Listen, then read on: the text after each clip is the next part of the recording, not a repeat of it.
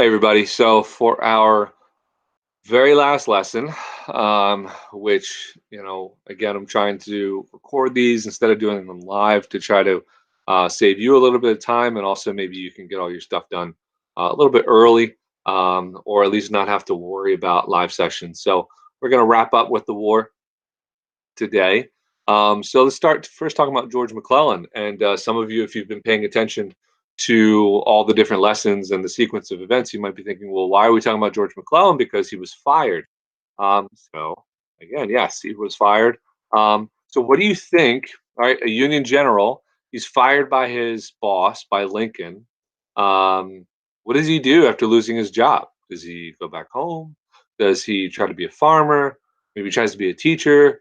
Well, this guy decided he was going to run for president against the guy who fired him. He was so mad at Lincoln, he thought Lincoln's doing such a terrible job. I can do a better job. So he decided to run for president. So in 1864, that's who we have, Lincoln versus McClellan. And it's just a couple questions since we're recording this. You obviously don't have to answer. You can kind of think in your own head. Why was it so important for the Union that Lincoln won this election?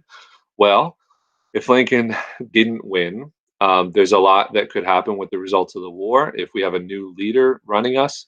Also, if Lincoln loses the election, it shows that the Union is not really unified, right? It doesn't really make sense to call it the Union if the Union is not going to support the president. So it was a big deal. This was a much more important election for Lincoln than 1860, because if he lost this, it really said a lot about the direction the war was going.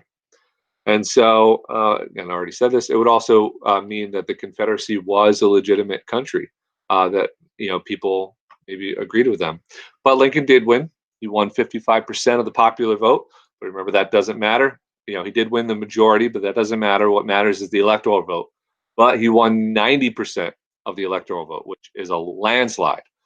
So here is Lincoln and McClellan. McClellan only won in the the Electoral College. He won Kentucky, which was Lincoln's home state. So that was a bit of a gut punch to Lincoln.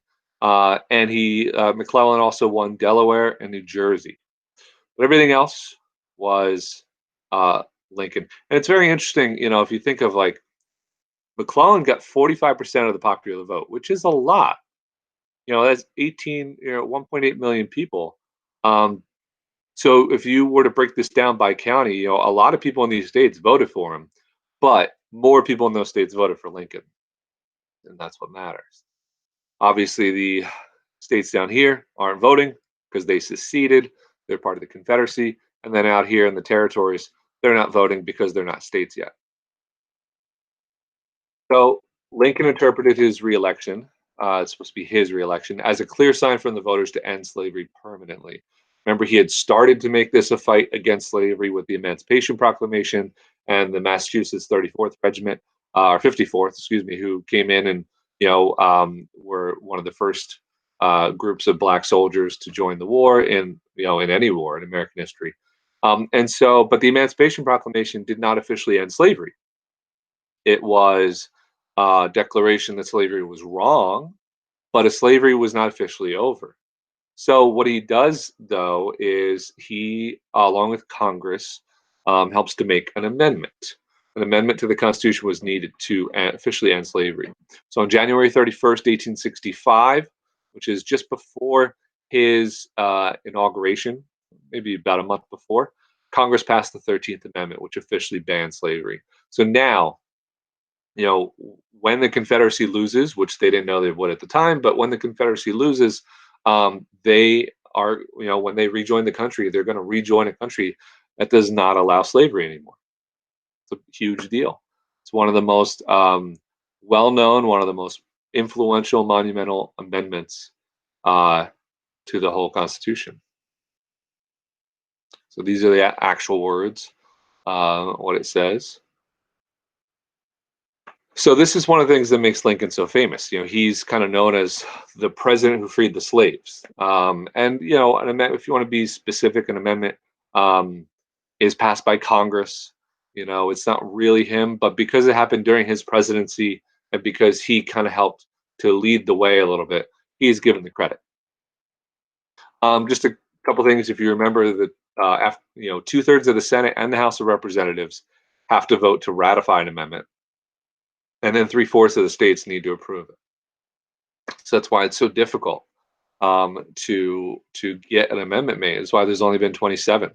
The 13th Amendment did get enough votes in the House and the Senate, but several states did not initially approve it. They only needed 3/4, but those that last 1/4, if they don't approve, then it doesn't really matter. It still gets passed.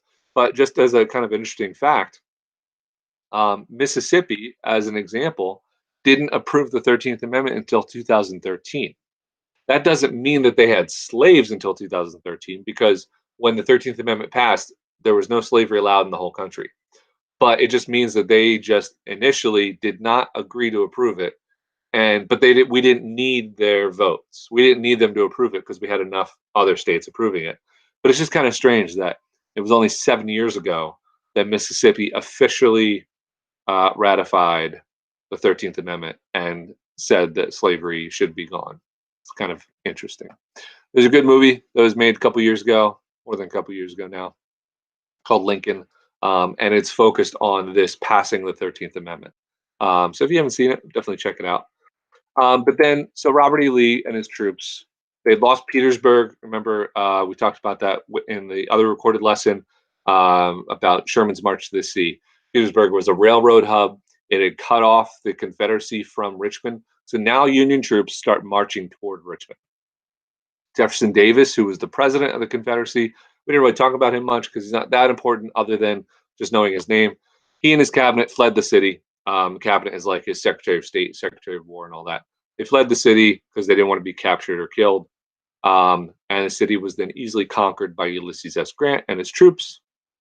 Lincoln arrived 2 days later to tour the fallen Confederate capital. So this, if you remember from the beginning of talking about this war, this is kind of the big goal, is capturing the capital. That's the goal. That's the one single goal that both sides had in common. The North was fighting more of an offensive war. The South was fighting more of a defensive war. They wanted to prove their legitimacy as a country, but both sides had the same goal of capturing each other's capital. And now Lincoln and the Union have captured the Confederate capital again here in Richmond. So this is kind of a big deal. So I don't ask you to know dates a lot, and I don't really talk about a lot of dates a lot, but I am going to talk about a couple dates here because there's a couple big things that happen back to back, with the end of the war in this timeline. So on April 2nd, 1865, Union troops capture Richmond. Okay. Um, so then the surrender. After the fall of Richmond, Grant wrote to Lee and urged him to surrender. Lee still didn't want to give up, but when the Union troops captured a train that was supposed to bring food to his troops, he was like, "All right, it's over." He thought maybe we could hold out a little bit longer, but now we don't even have food, so they gave up. So they met in a town called Appomattox Courthouse. It's a strange name for a town. It's not a courthouse in Appomattox. The town is called Appomattox Courthouse. Whatever. And they signed a peace treaty that officially ended the war. So here's Appomattox County. When a war ends, and we looked at this with like the French and Indian War and the American Revolution, the winner gets to decide what happens to the loser, right? So in the French and Indian War, the British won, the French lost, so the French were kicked out. That's what the British did to them. When the American Revolution was won by the colonists, they kicked out Britain from North America. The winners get to decide what happens. Grant was very kind to Lee, surprisingly kind, even despite this 4-year long war and all this bloodshed. They shook hands. They were friends before the war. They shook hands. They talked for a while, and then they came up with this treaty. And there were some terms. Lee's soldiers could keep their small firearms, so they were allowed to keep their guns. Lee's officers could keep their horses, so that was they trying to give them a way of getting home on their horses. No one would disturb the soldiers on the way home. They said, just go home. And Lee's troops would actually receive 25,000 food rations. So they're actually like giving the Confederates stuff, even though the Confederates lost. And the reason is, and if we were in class or doing this live, I would ask you what you think. But the reason is because the union's goal is to restore the country. And if we punish the South, if we punish the Confederacy after losing, well, they're not going to want to rejoin the country because they're going to feel like losers. They're going to feel like they were just treated like dirt. And so Grant and Lincoln are saying, no, we want you guys back. Let's just move on. We fought this war. You lost. It's okay. It's not a big deal. Let's just move on. Let's just go back to being a country. And that's what they do. And it's not as simple. It doesn't happen overnight. It actually takes years and years and years, which is another story. But, that's why they didn't want to punish them. So here is Ulysses S. Grant, later future president, Robert E. Lee over here. His famous painting. I think I have two. Yeah, this is the more famous painting of them meeting. We see in this one them shaking hands, treating each other with respect, which just seems kind of strange considering that the day before they've been trying to kill each other. But that's just how it is. Here's a little fun fact. I love my fun facts. So this guy right here is Wilmer McLean. It is said that the Civil War started in his front yard and ended in his front parlor because when the first Battle of Bull Run happened, which if you remember was the first battle of the war, it took place on his farm. He owned a lot of land, and remember that was the battle where people would picnic. So it was on his farmland. In order to escape the fighting, because they realized how bloody this war was going to be, he and his family moved to a town called Appomattox Courthouse. So then, when the war ended, they came to this guy's house and they said, "Hey, can we go into your front parlor, which is like a living room, and sign this peace treaty?" And that guy was Wilmer McLean. So just kind of random coincidence of history. This is his house. The Civil War started in his backyard and ended in his front parlor.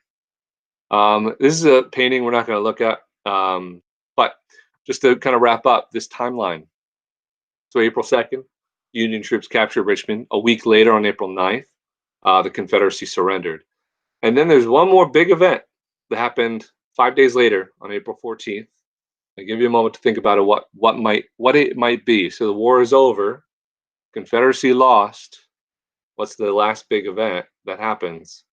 And it's Lincoln's death. So unfortunately, I'm going to stop recording. But unfortunately, or stop sharing. Um, we are not going to have time to learn about Lincoln's assassination just because of how this year is going. I can put some stuff up on Classroom if you want to check it out, but obviously there's tons of videos and other stuff that you can look at yourself. Um, but that's it. So that's it for our recorded sessions. Your quiz and a review, and then also your final exam are all posted already. So you can go do that now if you want. You don't have to. Those are due next week, but you can get them done early if you want, just to kind of get it out of the way. Again, send me an email or put a question or a comment on Classroom if you have any questions about anything, and I will see you all later. All right, bye.